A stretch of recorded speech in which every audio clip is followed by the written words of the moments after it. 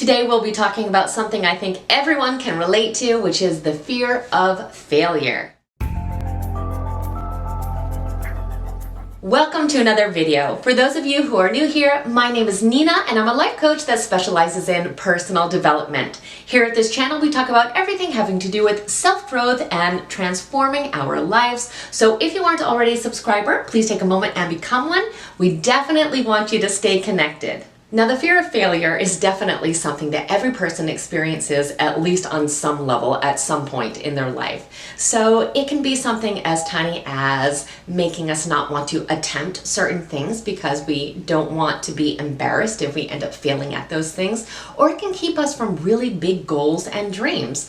Either way, it really has a lot of detrimental effects on our life. Sometimes we're worried about the feelings that we'll have about ourselves when we fail. We don't want to disappoint ourselves, or we don't want to think badly of ourselves, but really more often we are concerned about what other people are going to think about us. We're worried about failure in the eyes of other people. So oftentimes it can make us overly precautious to try new things, or we use it as a protection mechanism to keep us from ever failing at anything by not trying. But we all know that that is not a healthy or productive way to live and will ultimately keep us from living an extraordinary life or our best life. So today we're going to talk about the different ways that we can really reframe our thinking and different ways that we can use self-talk to help us out of this fear of failure. So the first thing we have to realize is that we really can't go anywhere in our life. We can't go forward without that potential risk of failure. Failure is something that is always going to be potentially part of the equation. But we must realize that that is a hurdle that we have to overcome to be able to strive towards any of our goals. There are very few things in this life that are of value that have no risks attached to it. So we have to understand that this is part of the process. If we remember that passing through that is potentially the only way that we can get what we want, it can help us prevent ourselves from boxing ourselves into things that are more comfortable and safe for us. So many people spend their entire lives within this comfort zone of things that they are familiar with and things that they feel pretty secure in the fact of that they will not fail at. So if we want to branch out of that and get out of that box, we do need to take these chances. The second thing we have to realize is that failing at a particular task or a particular goal or an aspect of the goal is completely different from failing as a person. So we have to learn to effectively separate those two ideas.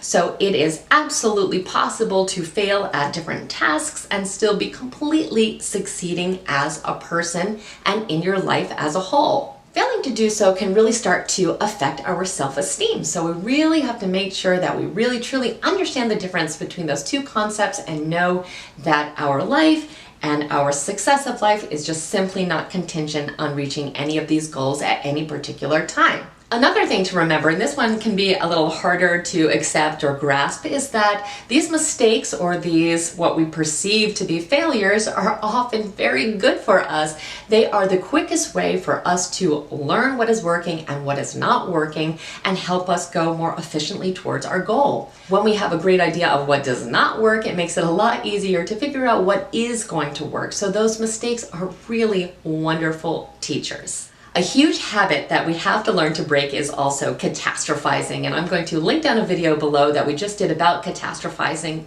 because this habit can really make us stop in our tracks completely when we are trying to go for those goals in our life, because we make every single mistake seem like it's a way bigger deal or a way bigger problem than it actually is. So we have to learn to use much better critical thinking skills to see, how much of a setback these problems actually are. In so many cases, these are things that we have really completely blown out of proportion and that we could have actually gotten past very, very quickly, but we choose to make them into a huge problem. So again, learning how to stop catastrophizing and seeing things for how they really are is a wonderful skill to have and will certainly help us, again, push past that fear. It's also critical to really understand how much our own attitude comes into play in achieving goals in general. So if we have a positive attitude, it is so much more likely that we are going to be able to succeed in the things that we want to do in life. So it's something that we really have to keep in check with. We have to remember that success and failure are really both subjective terms, which means that success to one person could be a failure to another person and vice versa. So we have to learn to define success in a way that is achievable for us and again, very positive for us. We don't want to focus on the negative. We want to make sure that we are always focusing on that positive. Another huge factor is really understanding how little the outside world is caring about what we are doing. We seem to always feel that everyone in the outside world is looking at us with a very critical eye and really evaluating what we are doing, and they are, noticing all our mistakes or what we perceive again as failures and really keeping a close eye on us. But in reality, people are much more concerned about their own life. They are caring about us maybe a little bit, but if we actually knew how little they were thinking about us, it would be a lot easier to really just go for all the goals because they're not going to notice whether or not we achieve them or not. We're the ones that notice whether or not we achieve these goals. So it's important that we take the steps that are necessary. We can't let people that, really don't care that much about us or that we don't care that much about have any grand stake in what our future is going to be. These things have to come from inside. So firstly, remember that the only opinion that actually matters is your own. And secondly, again, the outside world cares so much less than we seem to believe they do. So we may as well go for the life that we want because we're the ones that are actually living this life. We must also remember to celebrate our wins and our progress along the way. So much of that fear of failure comes from failing to recognize how much success that we actually do have. So I'm going to go ahead and link down another video that we just did about remembering to celebrate those wins because it is so important to that feeling of progress and for keeping you motivated and again for helping us get through that fear. And the last thing we have to really remember is that it is worth it. The temporary fear or the temporary discomfort that we might feel is definitely worth experiencing to get to the life that we really want. So yes, it may be temporarily a little bit painful, it may be a little embarrassing once in a while, but ultimately, if we have this wonderful life that blooms into fruition, isn't it all worth it? Of course it is. We deserve to live the life of our dreams, and we can't do that without pushing through these fears. So it's just something that we have to really allow ourselves to remember when we have that fear in the back of our mind that's keeping us from trying and taking a step forward towards things that we know are important and valuable to us. We must evolve as people. We can't stay stagnant. There must be change.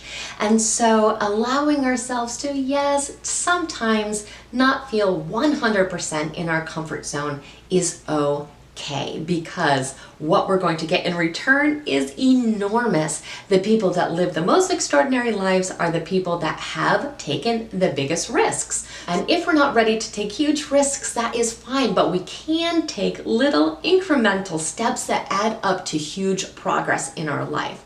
So remembering all these different things and all these different strategies that we can use to kind of reframe our thoughts is really going to be helpful to us so that we can live the life that we really deserve to live.